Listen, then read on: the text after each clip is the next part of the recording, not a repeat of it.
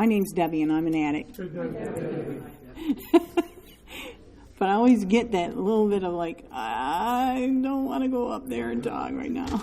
So I feel like all eyes are on me, like Tupac, But anyways, we're going to talk about empathy. When I think it was Zach that called a week ago.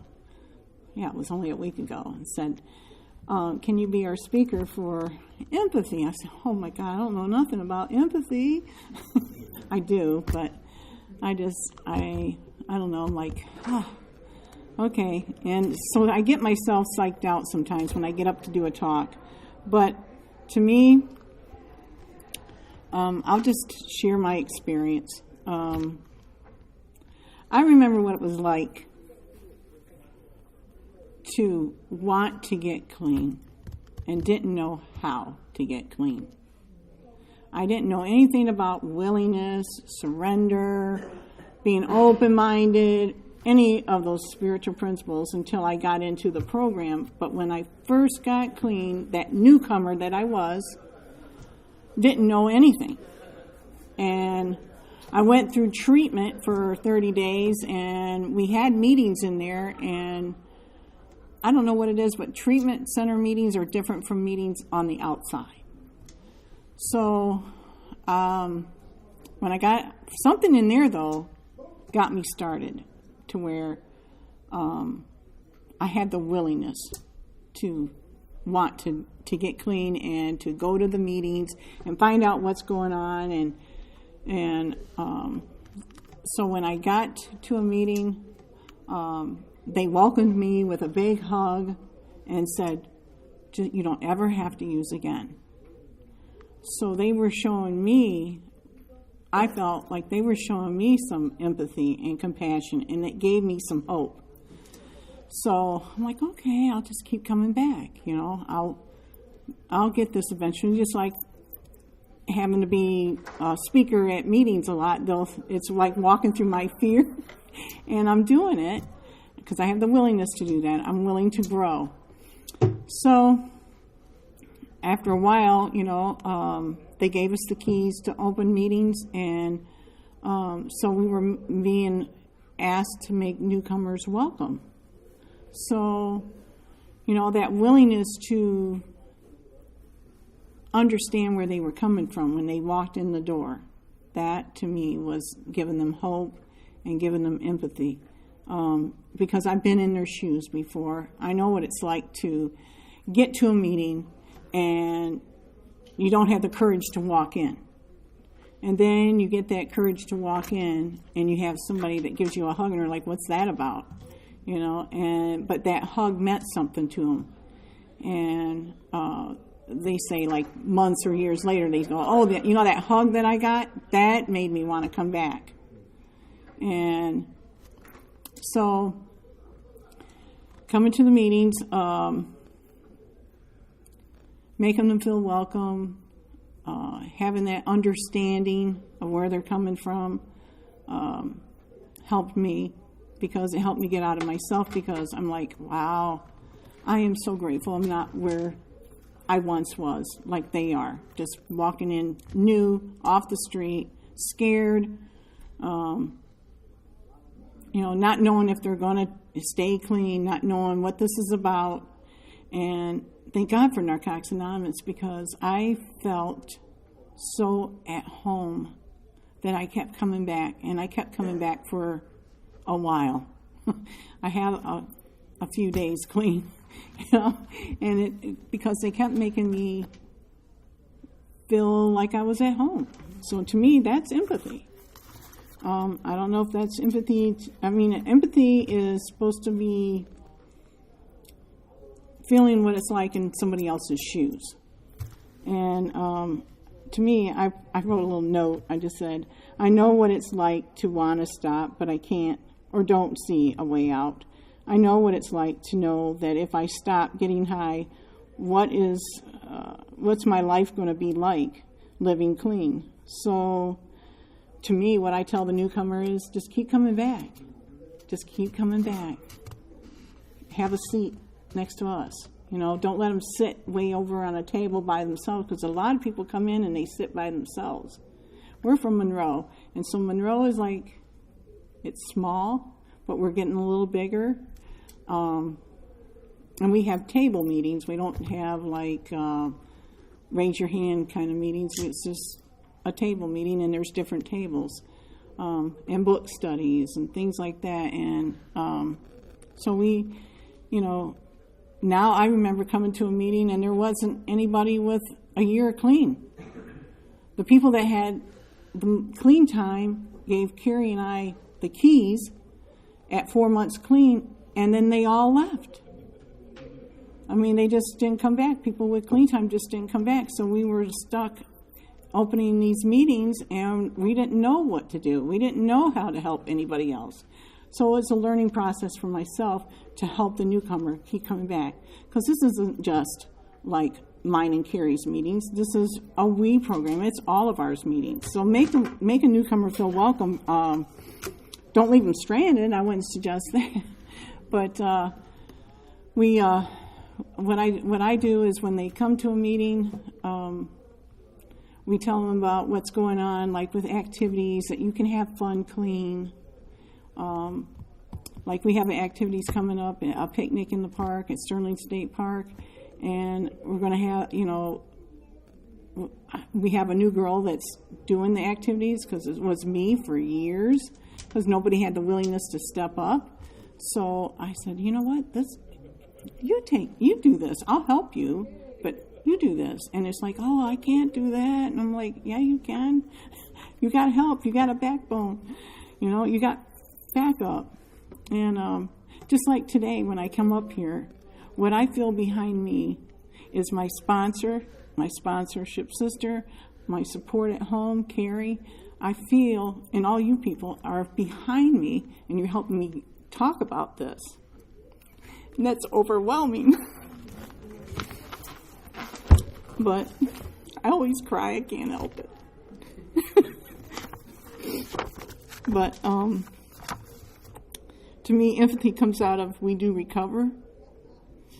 I mean, some of it does, not all of it. But it says in here, it says that this was what we principally needed, has proved itself in these passing years, that wordless language of recognition, belief and faith, which we call empathy. So I believe in people. I believe that newcomer's going to make it. You know, I know some of them relapse and come back, but don't make fun of them. You know, by the grace of God, that could be you again. You know, and you just make them feel welcome. I mean, show them what they can do. Say, hey, when you come back next time, let's go make the coffee. Be a part of, you know. And like somebody once told me one time, they said, I had a speaker come down to Monroe. His name was Frank T. And it stuck with me.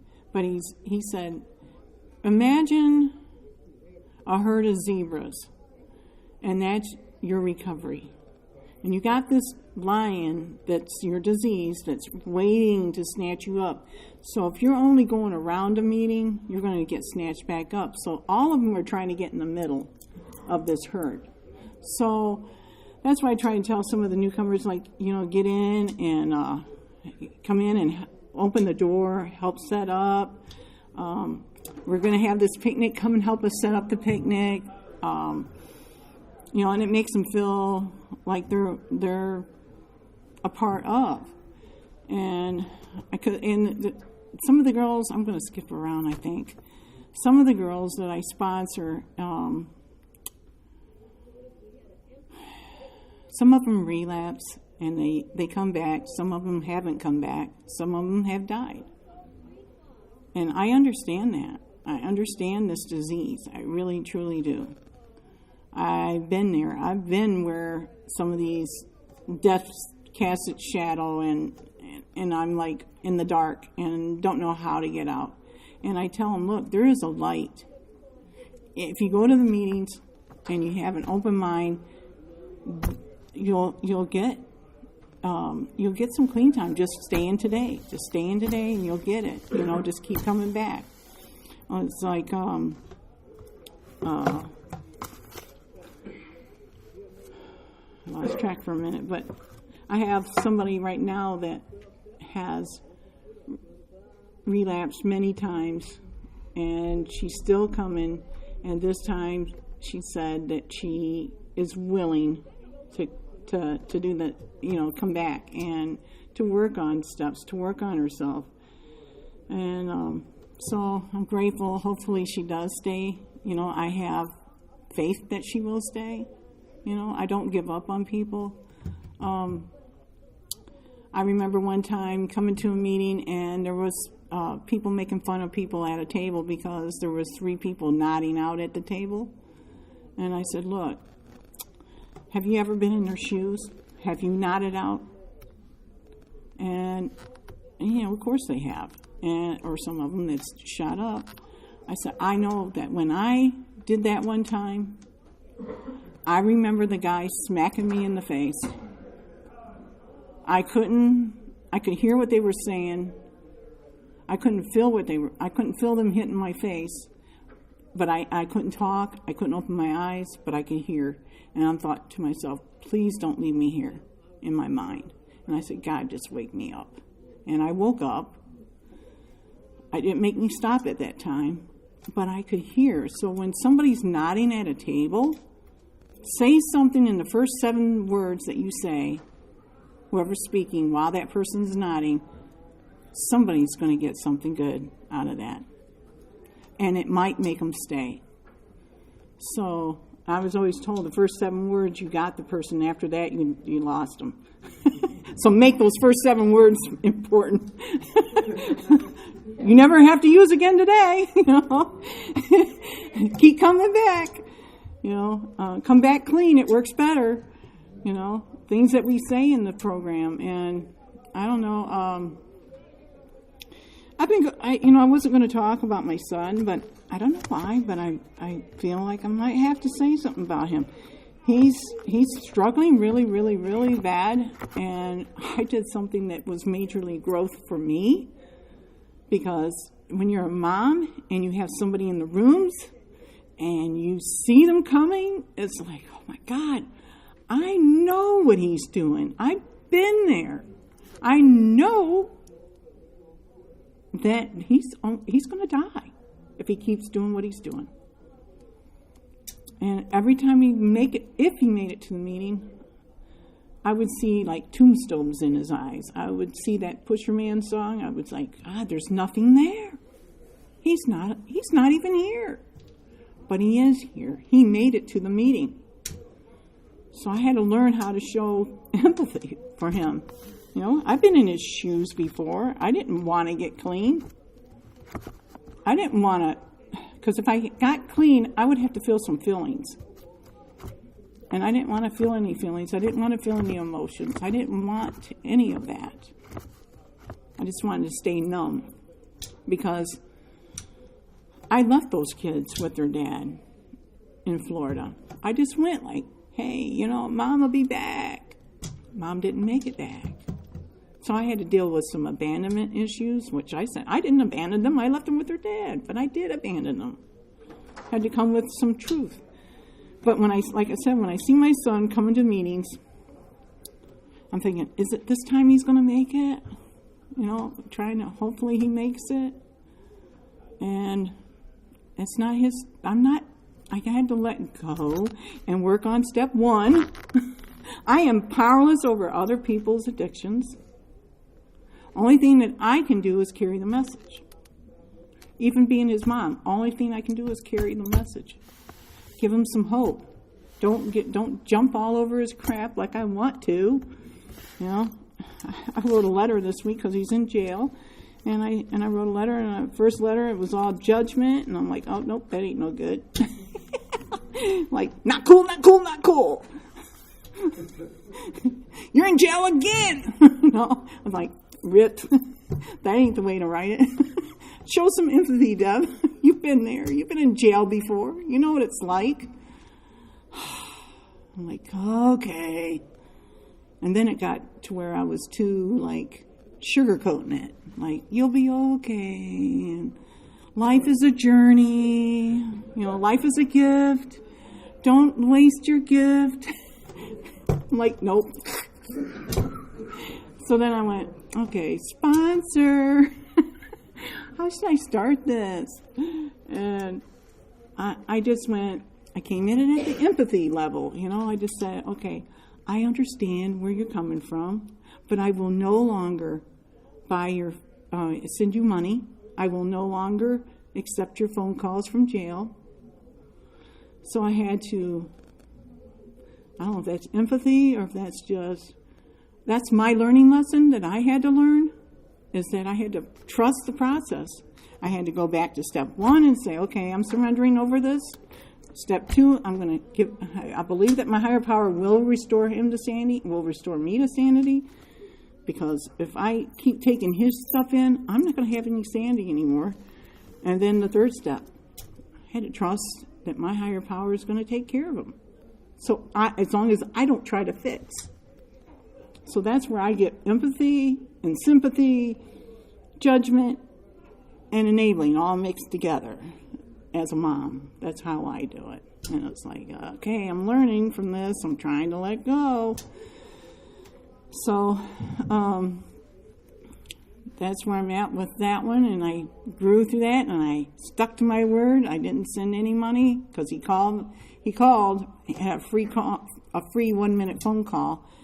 He said, well, did you send any money? And I said, nope, sorry. I said, I love you, but I didn't send any. I can't do it this time. You have to learn your own process. But anyways, that's where I'm at with that one. And I felt good, you know, trusting that, because I just can't do it no more. But so sometimes most addicts resist recovery. And so the program we share with them interferes with their using. If newcomers tell us that they can continue to use drugs in any form and suffer no ill effects, there are 2 ways you can look at it. First, the possibility is that they're not addicts. The other is their disease has not become apparent to them.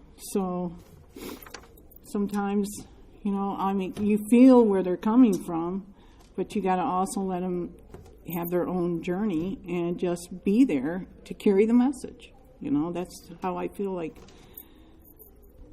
That's what I do. I mean, that's my experience in it. You know, it's just, I know that this program works. My favorite chapter is We Do Recover. I've got recovery and relapse like highlighted mega a lot, like dated and highlighted, and just, I read my book because I know that Narcotics Anonymous works, and this book saved my life. You know, and it was there when I got clean, and that's what I try to tell people. I buy them a book when they walk in. You know, sometimes I can find books at like a Salvation Army, but it's called Damascus House in Monroe, and I find books all the time for $1. I don't know why there's so many NA books there, but I find books.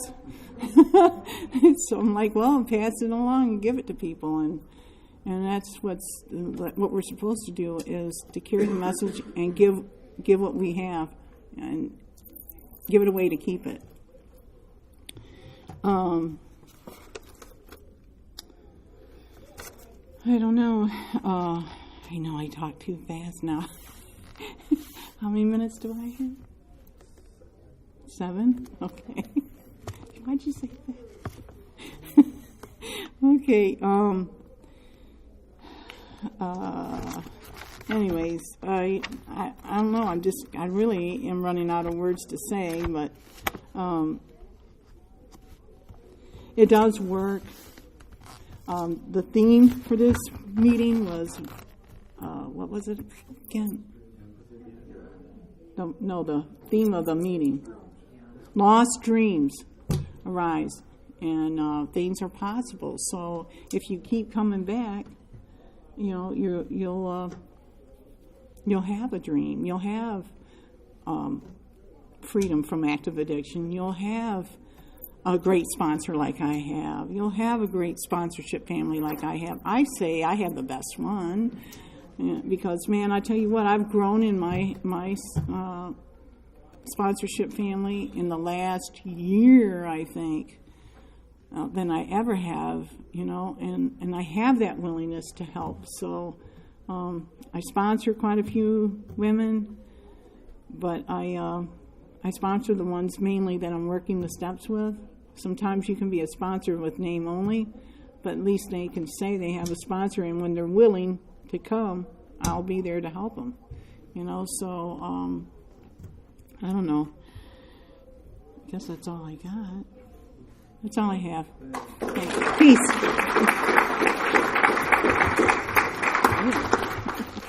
Losing my words. Was I all? Okay, and our next speaker is going to be Patrick C.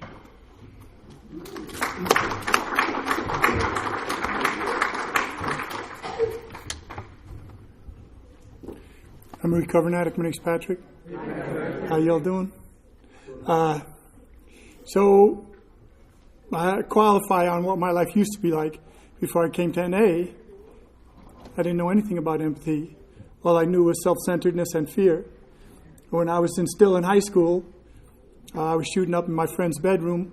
He overdosed, and I thought he died.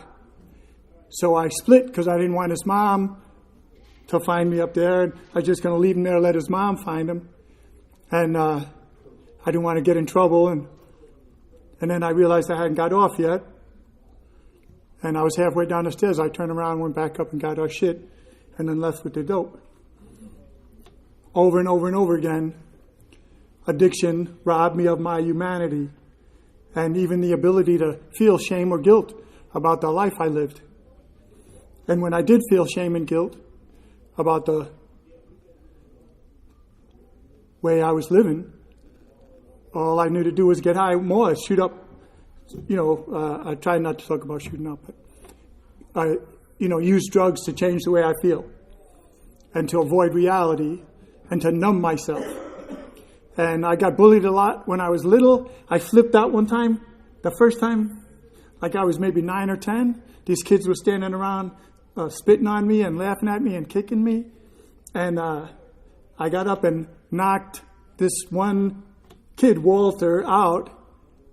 And everybody stepped back. And I had my first rush. I got high on violence. I just felt like I put on a cape or something, man. I just felt this power when people were backing up from me and afraid of me for the first time in my life. And then I ran with that. And in the beginning, I felt bad about hurting people. I would hurt people and then I would feel bad later, kind of like dope or abusing women, taking advantage of women. I would feel bad afterwards, but then I would still do it the next time, But after a while, hurting people didn't feel bad anymore. And I didn't have empathy. I wasn't able to, the literature talks about an animal state or something like that. No feelings, no remorse. So I kind of disqualified myself. And then after I came home from Vietnam, I really felt like an alien. I felt like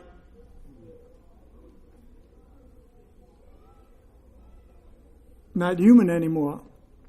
And that I had nothing in common with the people I was on the corner with, nothing in common. I went back to school on the GI Bill, and nothing in common with the people I was in class with, man.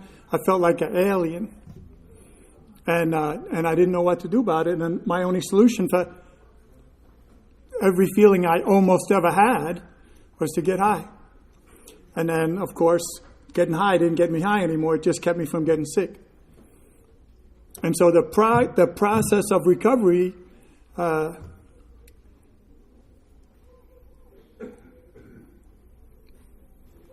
the disease of addiction, the isolation of addiction, you are not like me. And I would hear people in the meetings, and I don't know how many months it took me to even start hearing. I was going to meetings, but I wasn't hearing anything. I was so full of fear and self-loathing and so self-centered that I was in the meeting just thinking about what people are thinking about me. And I felt naked in every meeting I went to, like people could see what a piece of shit I was or what a scumbag I was. and all the things I thought about myself that I knew were true about me, I thought everybody could see that. I had been clean for a while. Some TV show, they started this thing, Loser, it's kind of a joke or a way to mock people. But that's how I felt, man. I felt totally exposed. Without drugs, I had no game. Without drugs, I had no mask. And I just felt worthless and hopeless and useless and empty. And my life had no meaning. And I didn't know that was addiction. I thought it was because I was a loser. And I thought I was an addict when I thought I was an addict because I was a loser. And then in recovery in NA, I started realizing I was a loser because I was an addict. And that I could arrest my addiction one day at a time. And I could stop using one day at a time. But I felt uncomfortable. I felt ashamed. I felt what I didn't want to feel. I didn't feel joy. I didn't feel community. I didn't feel acceptance. All I felt was the disease. When I stopped using, my only protection from the disease, like what's that dude, the Wolfman or something, man? Whoosh! I couldn't protect myself from all of my shit. Suicidal thinking, homicidal thinking, feeling, And so I know what grace is. I know I was being helped before I realized it. Every day that I stayed clean, I didn't know then that I was being helped. I didn't know then that I was already walking on water. And so today I know every day that I'm clean, I'm walking on water. I live in an impossible world. I live in the impossible. I'm staying clean one day at a time. I know that's still impossible for me without help. So the first miracle was staying clean one day at a time. And I never thought it would happen. When I was reading the Messages, Hope, the Promises, Freedom, an addict, it says it twice, any addict can stop using. I thought that'll never happen for me. The only thing I could think of was holding my breath for the rest of my life. And I knew that wouldn't work. And then I started understanding one day at a time, 5 minutes at a time, 1 hour at a time, and I started staying clean one day at a time. Stop using. I knew that would never happen. Lose the desire to use. I knew that would never happen, that I was going to want to use for the rest of my life. And so my life was going to suck for the rest of my life because I was able to stop using one day at a time, but I wanted to use all the time. And the only time I had any relief was in a meeting. When my ass was in a meeting, I could relax a little bit. And I think I was going to meetings for 6 months or 8 months or something before I ever felt the back of the chair. I was in a meeting and I felt my shoulders relax. And I leaned back and I go, what's happening? And I felt safe. And I had never felt safe even in the meetings. I was on the edge of my chair, man, thinking, what am I going to do after this meeting's over? Where am I going to go? What am I going to do, man? And so, gradually, I would start to feel safe before the meeting, on the way to the meeting. And then I would feel safe for half an hour after the meeting. And that one moment of safety and serenity, I didn't know it was the word serenity then, started spreading out until before the meeting and after the meeting and like that, And I started being of service. We still had ashtrays and shit. And I started picking up butts and I felt useful. I hadn't felt useful in so long. All I did was use people and hurt people. And sometimes I say I used to prey on people. And now I pray for people.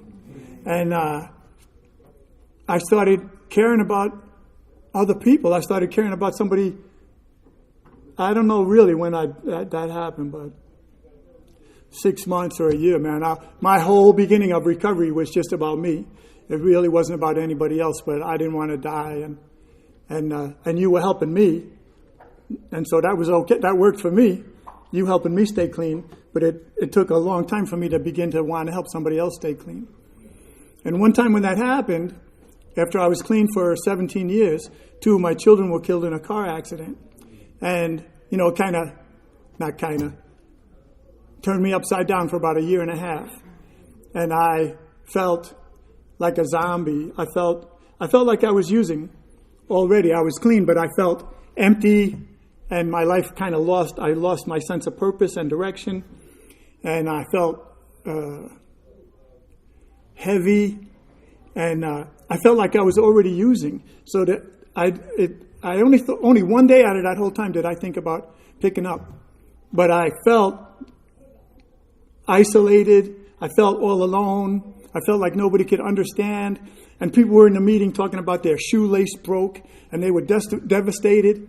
And I wanted to pick up my chair and crash them over the head, man, and say, you don't know what, devastated is like, So I had a lot of judgment, and I just felt all alone. And at times I felt I had conscious contact, and then at times I felt like I was at the bottom of the ocean, man, like 5 miles under the water. But when I had about 18 months clean, I was in a meeting and kind of hating on everybody, and this newcomer was upside down, sharing, I don't think I'm going to stay clean. I don't know what I'm going to do after the meeting. And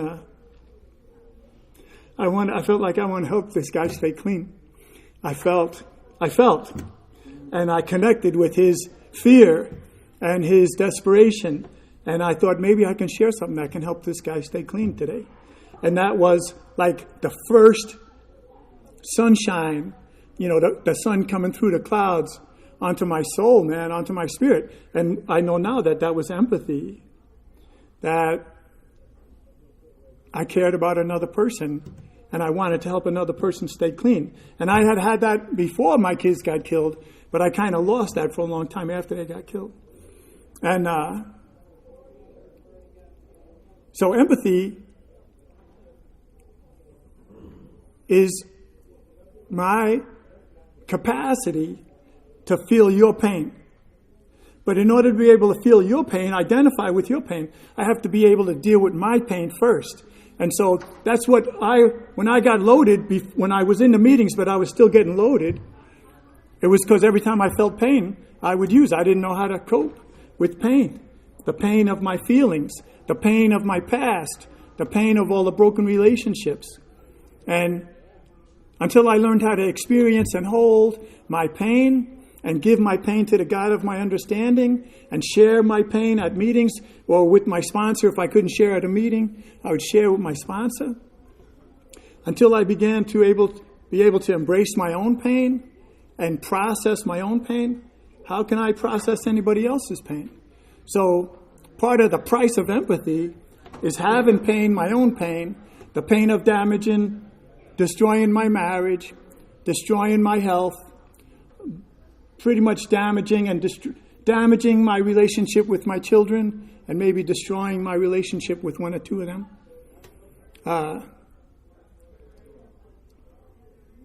That only a higher power could keep me clean through my feelings. Only a higher power could keep me clean through shame and guilt and remorse and loss and grief. And so my mom, when I was little, man, I remember this when maybe I was like 50 or something. My mom saying, sorrow digs the well that joy fills. Sorrow digs the well that joy fills.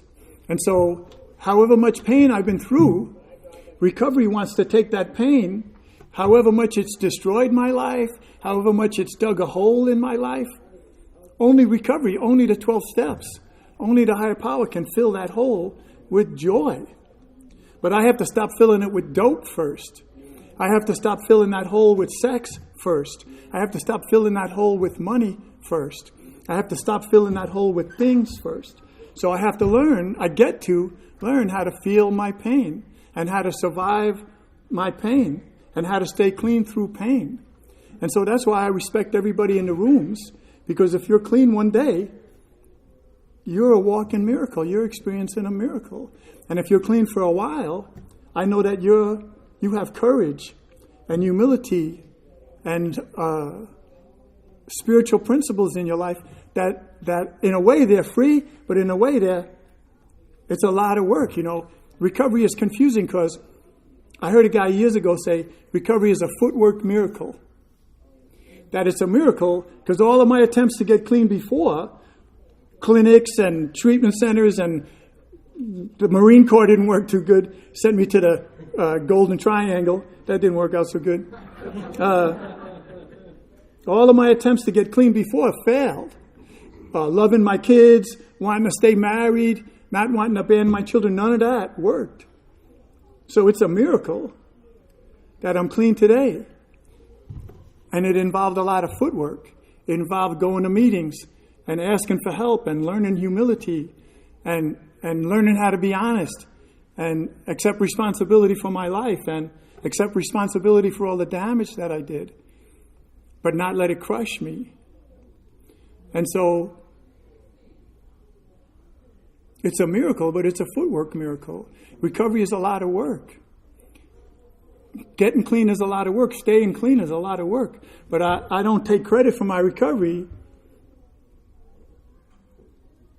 The recovery is a gift. But it's a gift. But if I have a gift for you, if I say, okay, like here's $100, here's a gift, no strings attached, you got to come up and get it. It's a gift, but you got to come get it. And recovery is like that.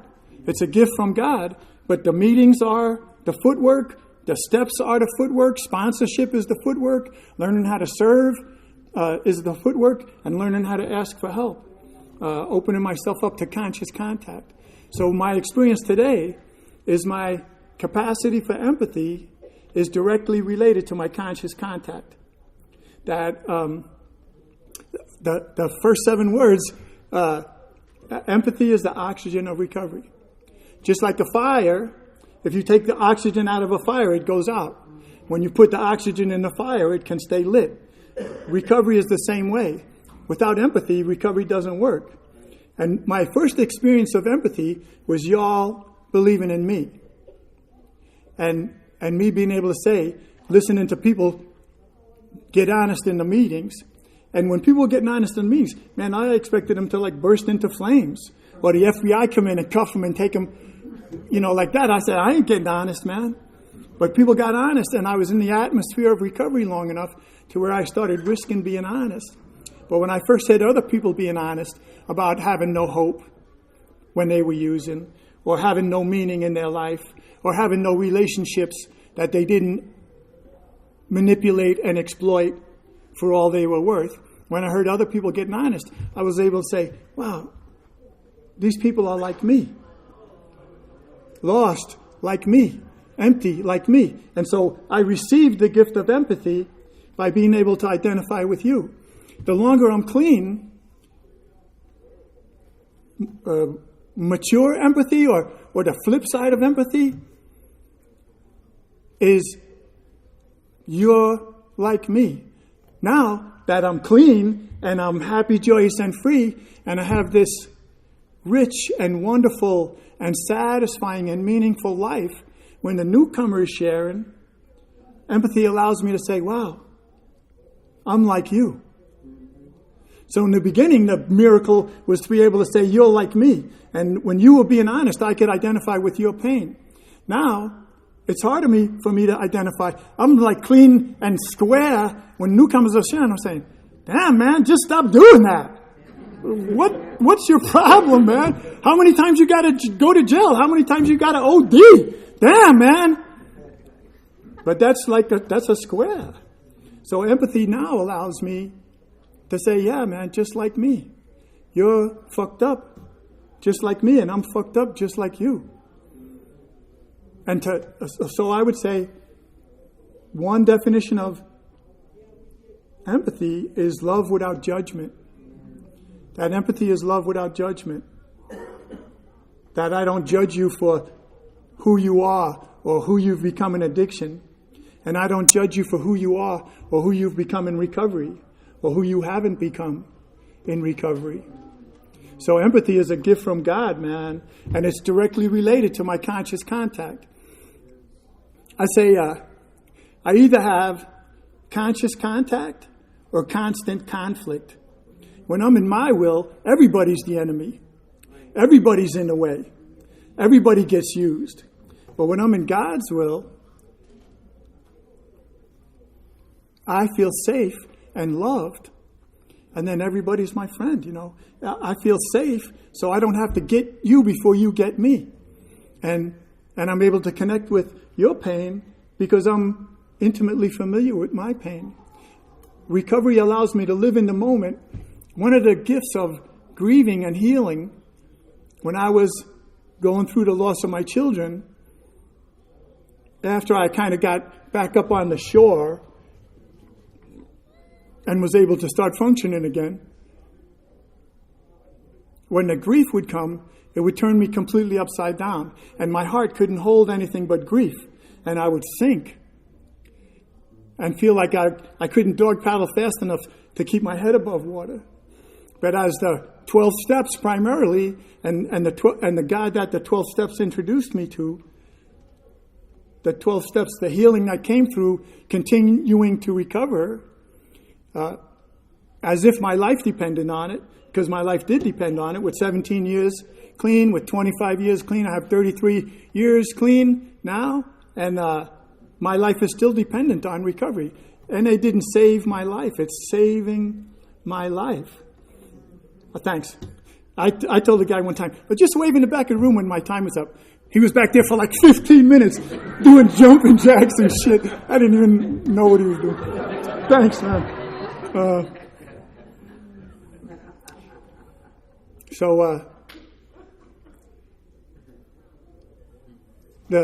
In the Buddhist tradition in the East, empathy, the vocabulary is called loving kindness. May all sentient beings be at peace. May all sentient beings find their path. May all sentient beings experience healing. And in the West, Christianity, Judaism, and Christianity, the word for empathy is grace. And grace is love without judgment. And so it's a universal principle. All spiritual principles are universal. Spiritual principles are never in conflict. So even though our vocabulary is different, the spiritual principles, you can call gravity anything you want. But if you speak Chinese, gravity is gravity. If you have an IQ of 180, gravity is gravity. And so spiritual principles are universal. And the 12 steps really introduce me to a world where the impossible becomes possible. Staying clean one day at a time becomes possible. If you use like me, if you used half like me or twice as much as me, staying clean was impossible for me. The loss of my children, the deaths of my best friends, leaving my friends in car trunks and basements, and none of that was able to get me to stop using. And my divorce and abandoning my children wasn't enough. So one of the saddest truths of addiction is a power greater than love. I loved my kids and I still abandoned them. I loved my kids, but my love for my kids wasn't powerful enough to help me get clean and stay clean until I connected with a power greater than myself. And so if getting clean is the first miracle, and I'm experiencing the impossible now. When I first got clean, man, I drove around like I had the winning lottery ticket, like $100 million lottery ticket in my pocket. I got rear-ended one time, and I laughed. I'm clean, man! It didn't bother me. Nothing bothered me, because I knew I was walking on water. Every day, I'm not using. I don't hate myself. That took quite a few years to stop hating myself and forgive myself. So everything is impossible, man. The spiritual principles introduce me to the realm of impossibility. Forgiving myself is impossible without a power greater than myself. Forgiving the people that violated me and used me is impossible without a power greater than myself. Finding hope is impossible without a power greater than myself. So the 12 steps are a gift from God, man, that allow the beginning miracle of staying clean one day at a time to open a world of impossibility for me. And spiritual, if you think of spiritual as another word, is just invisible. There is an invisible realm. When Sumi talks about the first step, she says the first step is we admitted that we weren't the source. And the second step is we came to believe there was a source. And the third step, we turned our will and our life over to the care of the source. So empathy, codependence is carrying your load, like say in a gym or something, or if a car is crushed laying down top of somebody. Codependence is picking up like the 180-pound barbell and then carrying it around for the rest of my life. Like empathy, I can lift the barbell off, but I'm just going to put it right back down. I'm not going to carry your weight. I can share your pain. I can identify with your pain, but I'm not going to carry your pain. I'm not powerful enough for that. I used to think I was powerful enough to that. I was trying to rescue all these addicts, mostly women maybe. And my sponsor told me, never get between an addict and their right to suffer. That every addict has a right to suffer. And me trying to protect you from your suffering, that doesn't work. That's not empathy, that's codependence. But empathy allows me to identify with your suffering without judgment, to love you without judgment, but to love you with boundaries, to love you from a distance. And say, man, as long as you keep I'll put your fire out, but if you keep setting yourself on fire, shit, man, that must be what, when you get tired of being on fire, ask for help. When I got tired, I was setting myself on fire. Sometimes I see in my mind, when, the literature says even with clean time, recovery becomes mechanical, my life feels empty, I'm just going through the motions, so I feel like I saw like in the old deep sea diving, when they had the big bells on their head, the big helmets, and I feel like they cut off my oxygen somehow. I can't breathe. When I'm not in God's will, my oxygen seems to disappear. And so I found out that the reason I wasn't experiencing oxygen was because I was standing on the hose. That other people can't cut off my oxygen. The conscious contact gives me a direct source with hope and the spiritual principles. And when I don't have that hope, when I don't have joy, when I don't have resilience and recovery coming from inside of me, that's the ultimate freedom, man. When peace and joy and hope come from inside of me, which is God's will for us. The 12 steps are meant, the whole goal of the 12 steps is the spiritual awakening, is to be lit up from the inside by the presence of God, the Spirit of God, the Buddha nature. All the different vocabulary is the same. And that's the ultimate freedom. And the only person that can step on the hose, man, is me. If somebody else is stepping on the hose, I need to let that person go. And then I'm free. And that's why I need a sponsor, because I don't know when to let people go or not. So, I'll just keep on talking forever, man. Thanks very much, man. I appreciate recovery.